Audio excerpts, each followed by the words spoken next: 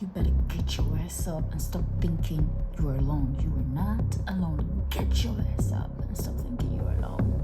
There's so many people that love you and care about you, and you are just sitting in this little bubble thinking you are alone, thinking like life is so unfair, no one loves you. So many people love you, so get your ass up. Don't make me have to come back. Don't make me have to do this again. Get your ass up. Now that you've experienced my hot breath on your face, I hope that will wake you up a little bit, get the bloods flowing. I also feel like the fact that I was that close to your face and basically breathing on you, it's made us friends. That's like opened the next level of our relationship, which is essentially friendship. So we're friends now. So as friends, let me share you a personal story of mine. I learned a lesson in the last, I think 2 weeks ago. And I just feel like somebody needs to hear this. It's a valuable lesson, and let's begin that story. So 2 weeks ago, was it 2 weeks ago? Yeah, 2 weeks ago. I was filming a video, so I went away with the family and decided to film a video, so which was nice that I didn't have to film a video at home. It was a nice environment. I was excited about my video. Fantastic. I filmed that video. It was great. I looked at some of the clips, okay, because it was family vacation, so I didn't want to spend all the time looking through the clips. So yeah, it was done. I was happy with it. And then when I came back home after the holiday to edit and put it together to post, turns out there was no voice. I couldn't hear anything. There was no sound. It was just me, but for some of the clips there was sound, but some of the clip there wasn't any sound. And it was ruined. I couldn't, and the thing is I didn't film that video at home, so it was filmed on a holiday and I was back home, so it was oh my god, it was so frustrating for me. I was just so I didn't really react because I was you know what, I'm gonna process it. These things happen. I'm not gonna get frustrated. I'm just going to move on and get cracking with it and film another video, and it's not that serious.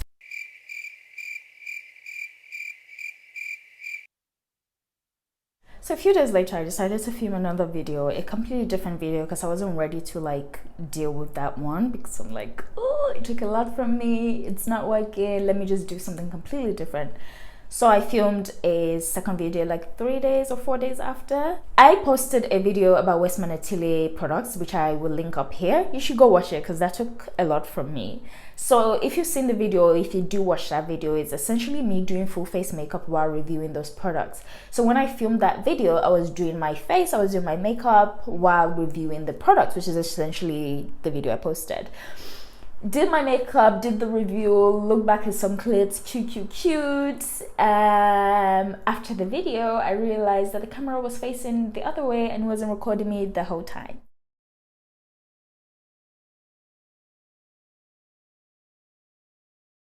So this was 2 videos in a row that didn't work out for me.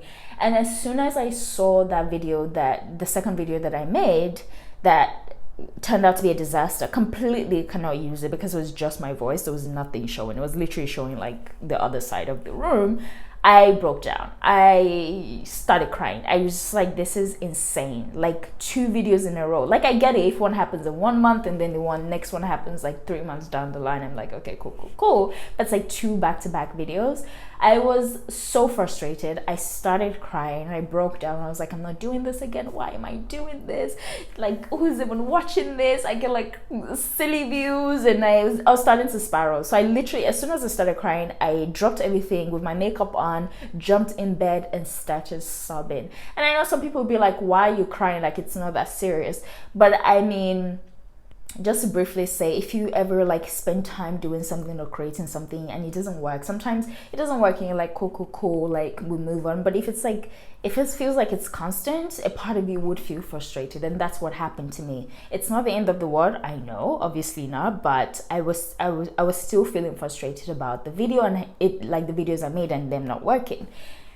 So Usually when stuff like that happens to me, or when something like bad, or when I'm going through like spiraling or going through like life, I just like to, I would cry, I would spiral like literally into like the worst things. I would think about the worst things about myself, make it about me as a person rather than just a mistake that was made. In that kind of situation, I would allow myself to continue to spiral, and then make myself slightly depressed, and then it would take a few days for me to come out of it, and it would just be one of those things that I would deal with alone. That's literally how I navigate this kind of situations. But that one time, something in me just wanted to talk to somebody. So I was like, you know what, let's do something different this time. So I picked up the phone, called my sister, and had a chat with her. And she was like, I told her everything that happened, like, I'm so frustrated. And she didn't belittle the situation, saying, I mean, it's just a video, like, just film it again. She was so sympathetic. She was like, I'm so sorry you had to go through that. I know you're frustrated, I understand. And then she made me feel better, and she also then said, oh, I had the same situation like just the other day, like last week. Because she's a designer, a fantastic designer, I must say, and not because she's my sister, she's generally fantastic. So she was like, I had to make a dress again. Like, I've been doing this for 10 years, more than 10 years. She's been doing it for so long. She was like, I made a mistake and I had to start a dress over again, and I had to complete it in a day. Like, these things happen. It's not a reflection of you. It's not a reflection of your character. It's just an isolated event. You made a mistake, and that's what it is. Stop. And she literally said exactly what my mind was saying. Like, don't make this about your YouTube videos. Don't make this about the thing you're doing, because you know why you're doing this. And she just said the things I needed to hear. Anyways, that's a story time, which led me into one of the biggest lessons I've learned in a while. You don't have to deal with your problems alone. You can talk to somebody about it. You can talk to somebody about it. And I feel like 9 out of 10 times, you feel so much better about it. You see it from it makes that situation a little bit smaller than what your mind has made it into. Your mind has made it into this whole big thing that's about who you are and that. But when you talk to somebody about it, it's generally just, you made a mistake. That's what it is. And I understand that you can't tell everybody. You don't feel safe telling everybody, but there's 1 or 2 people in your life that will probably want to hear that, will probably want to be there for you when you're going through life, and you don't have to deal with problems alone. So I heard a story, not a story, but like a brief like situation on TikTok, and I'm going to paraphrase here. Essentially, her friend was going through something, and she told her friend, after she came out of that situation, she told her friend like, oh, I was dealing with this, but I'm fine now. And her friend was basically like, no, I'm not accepting that. I'm not accepting that. You don't get to just show me the good side. You don't get to show me the good side because you don't give me the chance to love you the way I want to love you, to be there for you the way I want to be there for you. You've just decided that I'm not going to share this part of myself with this person, which is not fair for a friendship, essentially, is what she's saying. I want to love you through the good and the bad, essentially. And I found that to be so incredibly powerful, because I know that a lot of us, even in our friendships, with our family members, we show the good side. We don't show the vulnerable side. We don't show the side that's in pain, the side that probably cried to bed, the side that feels genuinely weak at this point. Like, I don't want to deal with whatever problems I have. The part of us that's probably depressed. We just kind of gather ourselves when we're around our family, when we're around our friends, and we show this like smiley, fun side of us, and it's not fair. It's really not fair, because we don't give the people in our lives that love us and we love the chance to truly love us and truly be there for us and truly be that person for us. We take that away from them. I also feel like when we share with people, 2 things can also happen. Number 1 is they've probably gone through that situation. So they're able to like be like, I actually just went through that. Like my sister, I actually just went through that as well. Like, it's okay. This is what I've learned, so I can pass that on to you.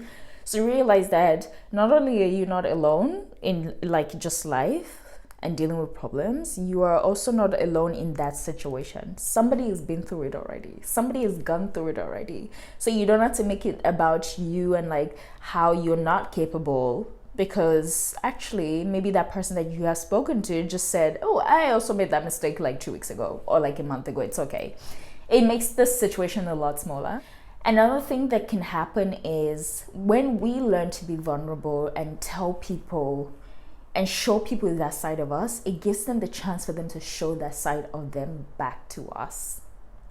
Because as much as I'm saying, go and tell people these things that you're going through, the people that you're telling, because a lot of us really just navigate this way, right? The people that I'm telling you to go speak to, they probably don't even tell you when they're vulnerable. So for example, a friendship, you're going through your situation, she's going through her situations, you're dealing with it alone, and then you come out of it for a little while, you go out, laugh, kiki, and then you go back into your situation and isolate yourselves and don't talk about it with each other. When actually, if you can take the step to be like, I'm going to talk to my friend about it, and you have an honest, open conversation, it gives people the chance to also be vulnerable with you, and it develops your relationship in such a beautiful way because you're now each other's safe space. And I know someone's gonna be like, I genuinely don't think anyone loves me. I genuinely don't trust anybody. I genuinely think I'm alone. In this life, I'm convinced I'm alone. Okay. That's a lie. But even if you're truly convinced that you're alone, you're not. You may think you have no family members that love you. Maybe you don't. You may feel like, I actually don't have friends, so I don't know who I'm going to confide in, because some of these things are easier said than done. There are communities of people that are going through the situation you're going through. It doesn't have to be someone you know. It doesn't have to be a loved one. It can literally be you joining a community of, for example, I know Facebook is like full of communities. People that are going through like mental health issues, for example. There's a community you can join. You can share your problems with strangers. And I know that's a big step. That's probably even easier, actually, sharing your problems with strangers, because at the end of the day, they don't know you. It's through the internet. There's no judgment here. If you don't like what they say, you can delete the post, you can leave the group. Like, you know what I mean? It's even less commitment there. But there are spaces where you can share and you can open up and you can trust people. And you'll be surprised the level of generosity people will show towards your situation. I really hope this lesson that I learned, to be able to be a little bit more vulnerable, to be able a little bit more trusting of the people around me, to be able to tell them what I'm going through and my weaknesses and be vulnerable with them. And just to be able to overall just not believe the lies that I'm alone, or the lies that I have to navigate life alone, or I have to do life alone. It's a lie, and no one is truly alone. No one is truly alone unless we want to be alone and we've chosen to be alone. No one is alone. Allow people to love you is essentially what I'm saying. Allow people to be there for you. I hope this has been useful for somebody, and yeah, I'll see you next time. Bye, guys.